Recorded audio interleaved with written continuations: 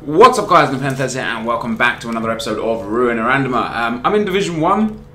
I want to show you this screen first because it's kind of important to me because of this, right? You can see on the screen, right, I lost 3-1 to the Avengers, I lost 2-1 to Hamad KSA, and I won 2-1 to Al Ahly. I don't know how to pronounce it, I'm sorry. The two games before that as well, I drew one 1-1 and I lost one 3-1. And you want to know the common denominator in all these games?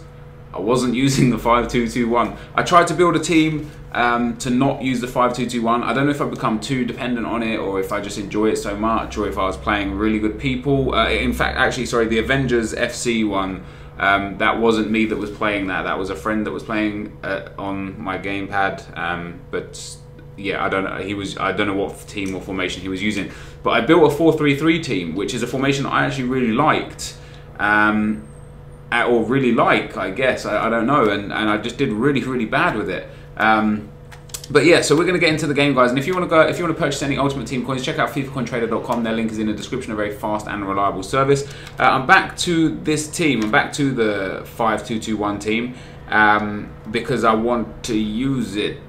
There's a lot of controversy around this formation recently, which is understandable because a lot of people love it, a lot of people hate it.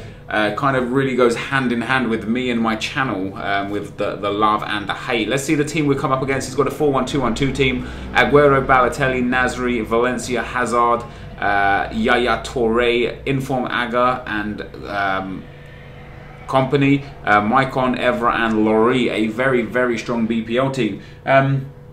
Got a couple of things I want to talk about. First of all, I want to open with Brazil v Spain Confederations Cup. So Brazil won 3-0 against Spain and PK got sent off. Ramos missed a penalty and Brazil generally bossed it. Fred, oh my god, it's going to be one of these games. I can sense it already. It's going to be a game that the EAs suffer hard. Oh, that was handball, surely.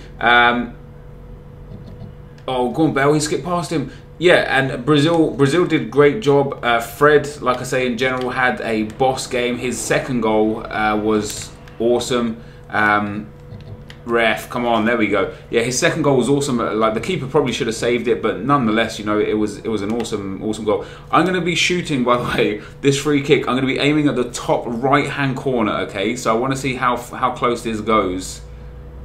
Oh my god, it nearly went in. It nearly went in the top left-hand corner, mine, but I wanted to see how much curve I could get on there with Gareth Bale. Turns out not enough. Yeah, I mean, Brazil, I predicted it, to be honest. I actually predicted 4-1 or 3-1 for the final, simply because Spain had a really hard game against Italy the game before, and Brazil had 1 day extra rest, and I just thought, you know, the way they're playing, the way, you know, Fred's on fire, Neymar's having a good tournament, you know, that this team is just, it's good, it's on fire, it's on form, and I personally thought that they would go on and win the Confederations Cup, and that's exactly what they did. Something funny though, something kind of like mind-boggling is how Torres has now won the World Cup, wait, was it, no, the Euro Golden Boot and the Confederation Cup Golden Boot, and he hasn't really had insane tournaments in either. So that's kind of strange, isn't it? How he won, basically because of his 4 goals against Tahiti, he ends up winning the Golden Boot in this tournament as well. And here we go, Bale. Oh, that's a foul, ref. Ref, give over, referee. Have a word, son. Oh, crap, I've let him through there. No, that's nice, Kabul. Oh, go on then, have a pop, son. No, don't worry about it. And, yeah, I found it quite weird that he managed to win that. Now, I'm not a hater of Torres. I wouldn't say I'm like his biggest fan. I think he's a good footballer. I think he's very misunderstood. I think he's a confidence-based player. But I don't know. Like that's how football is. He scored the most goals. There's no denying that. So he deserves to win it. But he scored goals against Tahiti. That's like when people claim that Peter Crouch is a good goal scorer for England because of the hat-trick that he once scored against Jamaica. And I'm sitting here thinking, like, are you serious? Like it's Jamaica. Like genuinely, you guys here watching this video could have probably scored a hat-trick against Jamaica, you know. So, oh crap, I was supposed to aim that to Fellaini. Oh, go on, Young. Oh, he's going to be offside if that goes through anyway. Oh, go on again, Young. Oh, ref, give over. So what I wanted to talk about, right, so I was thinking earlier today, right, why why do people get gifts on their birthdays? And I googled it, and I went to like Wiki Answers, and I went to like Yahoo Answers, and I went to basically everything that I could. I read a whole bunch of information on it, and there's a lot about like history and stuff like that. And I don't understand. I couldn't find a reason why we give gifts on birthdays. Oh my god, can we just clear this ball? Look at that for a block. Get in, son. Yeah, I couldn't find a reason, basically. There's so many conflicting stories. And of course, religion has a lot to do with... oh crap, I really shouldn't have tried that. Yeah, religion has a lot to do with the gifts that you give and receive, and so on and so forth. And it's just...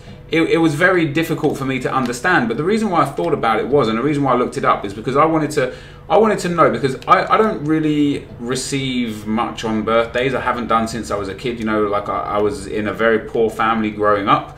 My mum didn't have much, my dad wasn't around, and you know, it was just one of those things that if I got something, I was appreciative. You know, what are you doing, Belle? Have a shot. Oh, that's a good block. Yeah, I was like very appreciative for everything that I ever got for my birthdays, no matter how big or small it was. And it reminds me of like a time where, so I must have been around 12 or 13 years old, and but like I used to live in a 3-bedroom house with my mum and my brother and my 2 sisters, and me and my brother shared the small box room. Oh wow, pushed my own defender over there. Yeah, we shared the small box room, and it was, you know, it was hard. My brother's a lot younger than me. I'm 28 years old. My brother is currently 22 years old. And oh, I fucked up there. Oh, that's a penalty, ref. What, ref? Go on, Bale.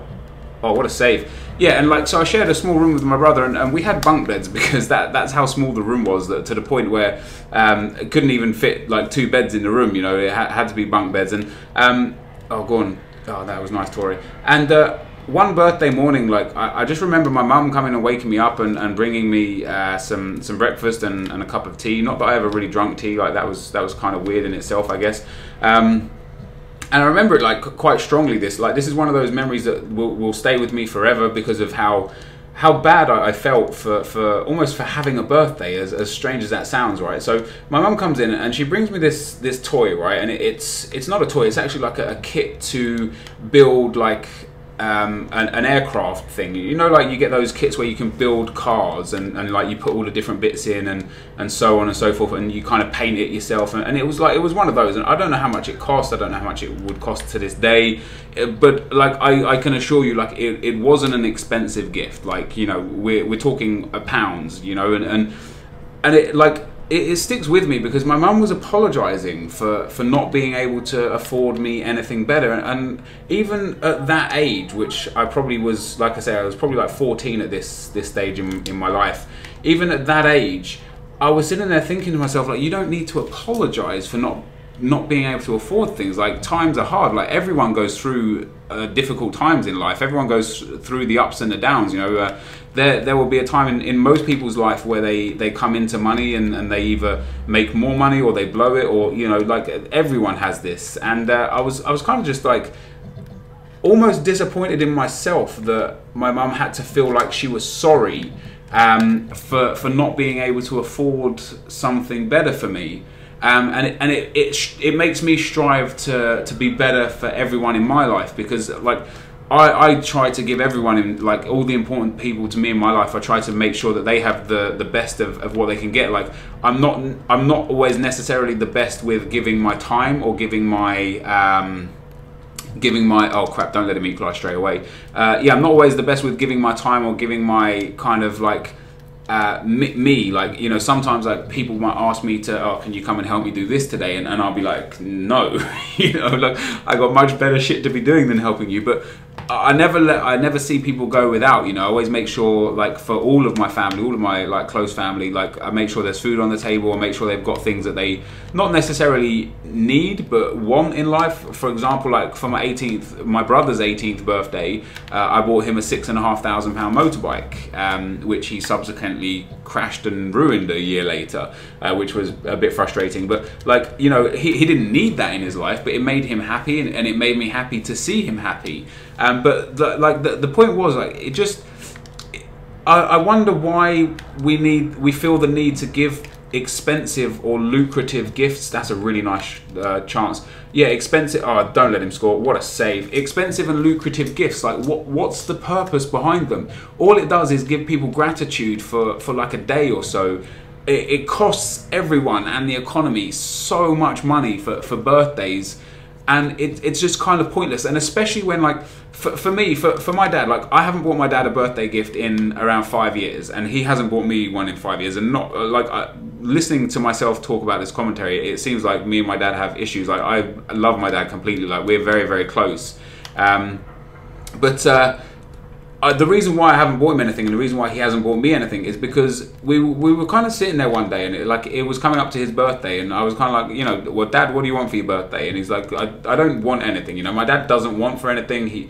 He owns and runs a very, very successful business. He takes trips when he wants. He buys what he wants when he wants it. You know, there's no need. The only sort of thing you could get is novelty gifts, which is kind of what I do now. I always get him he's a Chelsea fan, so I always get him a Chelsea shirt with his with his name and age on the back, and that's like his gift for me. But it's not always. I kind of get it when the new Chelsea kit is released, not when it's his birthday or anything, because they never coincide.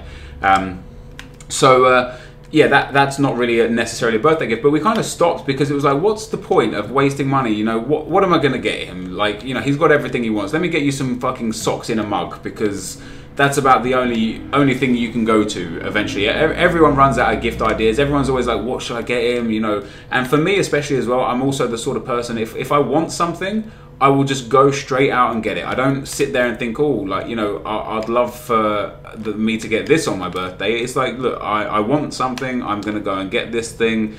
And that's the long and the short of it. And that makes me seem probably a little bit spoiled. But that's fortunately where I've been able to put myself in my life to the position where I can afford to just go out and get anything I want when I want it. And like, I'm not talking like extravagant stuff. Like, if you want to buy me a birthday gift now, buy me a new car, or buy me a house, or, you know, buy me an aeroplane, or something like that, you know, because all the smaller things like that kids usually get for birthdays, not that I'm a kid, because I'm not a kid, obviously I'm a grown man, but all the gifts that kind of the traditional gifts, like video games and clothes and things like that, like, I just don't need them. And clothes especially, it frustrates me when people try to buy me clothes, because I have a very peculiar dress code. I like what I like, and if you buy me something and I don't like it, I'll tell you. I'm not scared to just sit there and say, like, do you know what, this is a shit gift, and that makes me really ungrateful, but that's just who I am, and that's how I am.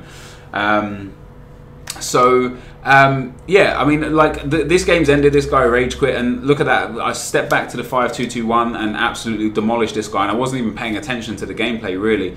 But the moral of the story is, and what I'm trying to get at is, why do we need to spend so much money on gifts, and why do, like, it bothers me that my mum was sorry that she couldn't afford something nice to give me on a day that just signifies the day I was born. Like, all you have to do is say happy birthday, you know, like, give me a card, write something nice in a card. That would mean a lot more to me than a luxury gift, or you know, something worth more money than you can afford, because that just puts you in a bad situation, makes me feel guilty, and everyone has a bad day all around. But this is going to be the end of the video though, guys. As you can see, I remain in the current division because I lost too many games with a non-5-2-2-1 team, so that's the first time I haven't won Division 1 in a long time. But yeah, this is the end of the video. If you have enjoyed this, be sure to leave a like, rating, comment, and subscribe to my channel if you haven't already. As always, thank you guys very much for watching, and I will see you next time. Peace!